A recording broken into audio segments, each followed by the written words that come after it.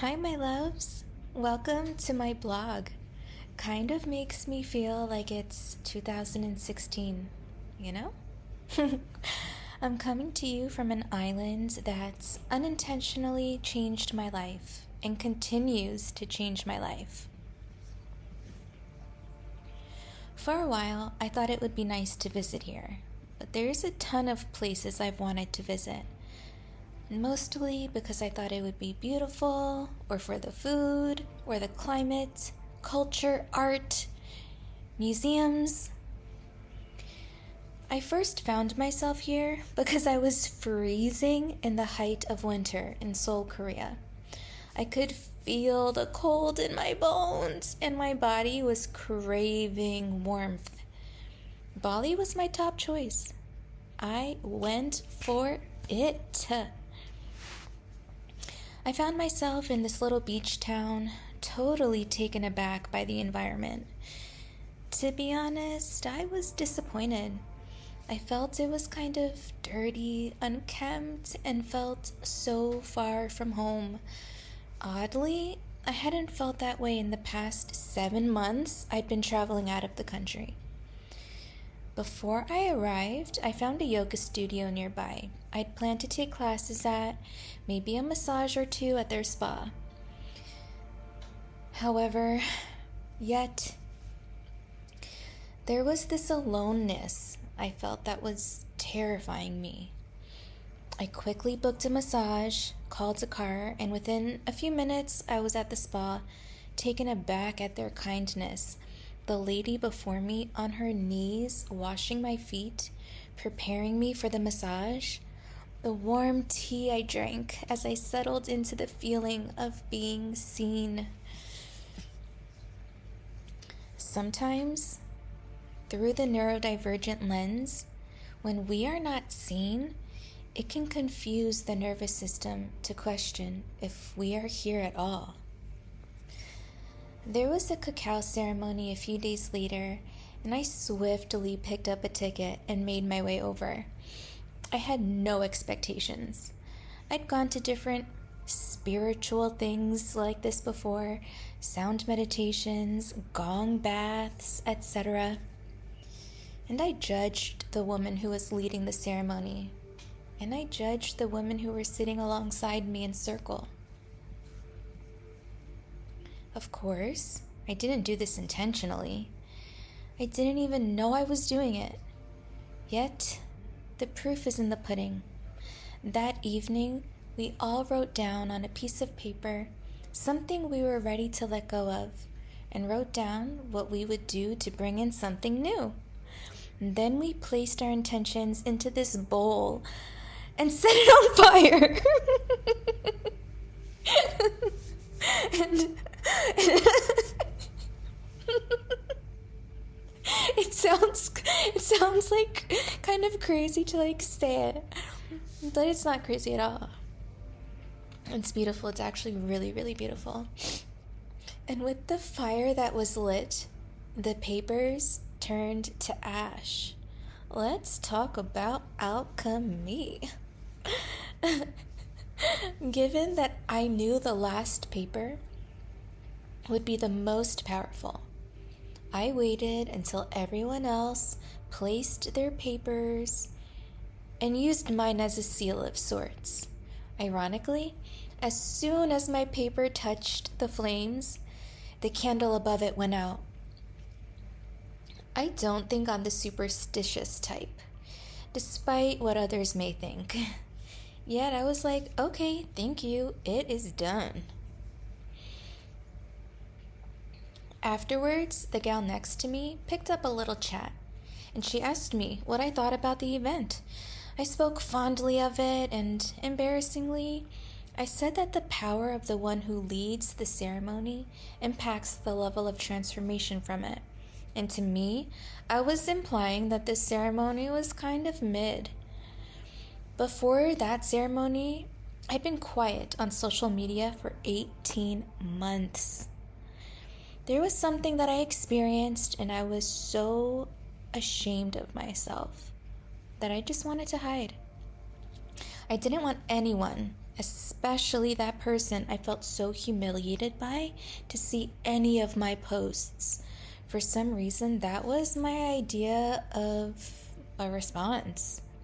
A classic freeze. About a week after the ceremony, someone came into my life. Someone I had known for years, and they took on a new role. They became a teacher for me. The next day, I started posting on social again. I shared parts of my music I had never shared before. Within a month, I was recording again. For years, my mic, my interface, headphones, they came with me everywhere. It didn't matter where it was with me. Yet, it was like there was some force field shield keeping me from it. And then it wasn't. After a month, I left Bali and went back to Seoul. It wasn't until I left that I realized how much I transformed on the island of the gods. It wasn't until I was being driven to the airport that I realized I wanted to come back soon. The owner of the villa I initially stayed in when I arrived in January told me about Ubud. Ubud? There was absolutely no interest in my mind for me to go there. I wanted to be near the ocean, by the water, breathe in the salty air. He mentioned to me that if I was into yoga, I may like this place called the Yoga Barn. He said Ubud is kind of like the spiritual wellness hub of Bali. So last month, when I was in Seoul, I felt this major calling in my soul to go back to Bali as soon as possible. Things shifted and I was able to come back even sooner than I could. Wait. And I was able to come back even sooner than I thought. I got a 30-day unlimited class card to Yoga Barn, and even though I was tired and a bit overstimulated, I went the first day. I knew the studio was huge. There was a venue map I found online. I checked the schedule and thought I'd give it a go. I was kind of nervous, like, what if I didn't like it and I buy a whole monthly pass? Wouldn't it be such a waste if the teachers were meh and the classes were so-so? How wrong I was. Finally, I learned that it's not what I think it is I want, that's what I actually need. Sometimes I don't know what it is that I need, because how do we know what we don't know? My body was struggling to acclimate to the heat. Even just walking 10 minutes outside, I would sweat profusely. The sound of the motorbikes along the street spiked my nervous system. There was an interesting dichotomy between the calm sanctuary of the Yoga Barn and the seeming chaos just outside the streets of downtown Ubud. There was this teacher who I read in his bio that he was voted the #1 teacher in LA, and for some reason, reading that made me expect even less from him. When I stepped into his class, I didn't even connect the teacher to the bio I read. I honestly just thought and was surprised by how hot he was. He spoke about presence, how a person's energy can be felt, how the kind of person we are on the inside influences how people and animals feel safe and feel around us. Are we the kind of people who make animals feel safe? Are we all? His class was so good. In the beginning, there was a millipede that found its way to my mat. I was just about to go into a downward dog and was face to face with it, and I instinctively twitched back.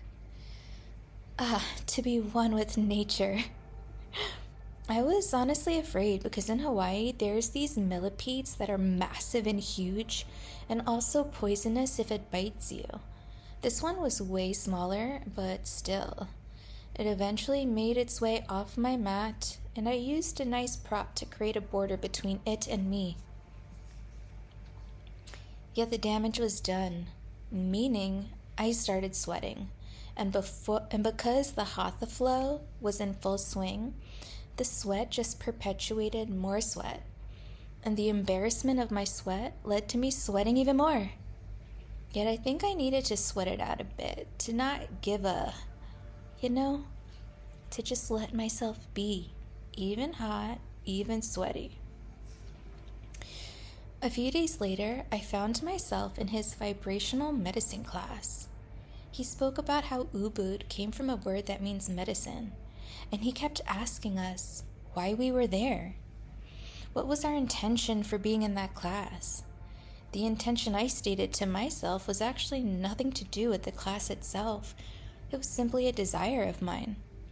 But I looked at my Yoga Barn app and I wondered, why did I choose to go to that class, smack dab in the middle of the day, where the sun turned me into a plum in an instant? I thought to myself, do I feel like I need medicine? I don't like the idea of thinking one needs healing because that implies you're broken. That implies there's something to be fixed. In a physical sense, I feel like I can be in control of the physical by doing things that keep me in shape. If I'm overweight, I can fix it by working out, eating less. Yet, what was it about my internal force that, if I was honest, wasn't in the healthiest shape? The grief in my heart that I just kind of learned to befriend as a guest, that just kept overstaying its welcome. The anger at the injustice that kind of pacified and poured water on my internal fire and my internal creation ability. The settling for a life that was far from what I dreamt of, but nonetheless felt safe. Were these not things that needed healing? If I were to answer the question honestly, why am I here? Why do I feel called for medicine, not for my body, but my soul? Today is my 10th day here, and yesterday I was reminded that as humans, we can view our dreams as something that we desire, things we want to have, to hold, to experience, to feel. Yet also as humans, we can feel like we don't deserve it, like something bad could happen if it does. Yet, from a spiritual perspective, from the lens of the soul, what if our dreams are simply the gifts we can give to life? What if our dreams are simply the ways in which we can reveal light and leave this world a better place than when we arrived? What if our dreams needed us more than we need them?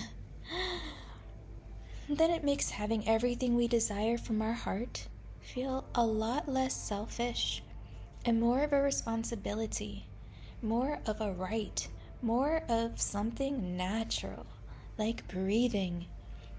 So, maybe to merit the dream is simply designed in our nature, as though to merit the dream is akin to being born, to merit life itself. Just some thoughts for today, on a day where my thoughts are like fluffy white clouds against a bright blue sky, maybe violet. Can you tell I've been taking a lot of yoga? With love and hugs, Liana. P.S. I'm about to mix Take the Fall. I really love this song. I wrote it about 4 years ago. Soon it'll be out, as I can share it with you. XOXO. XOX. Oh my god, when I said XOXO, I felt like Gossip Girl. Okay. I love you. Okay, love you. Bye for now. See you soon.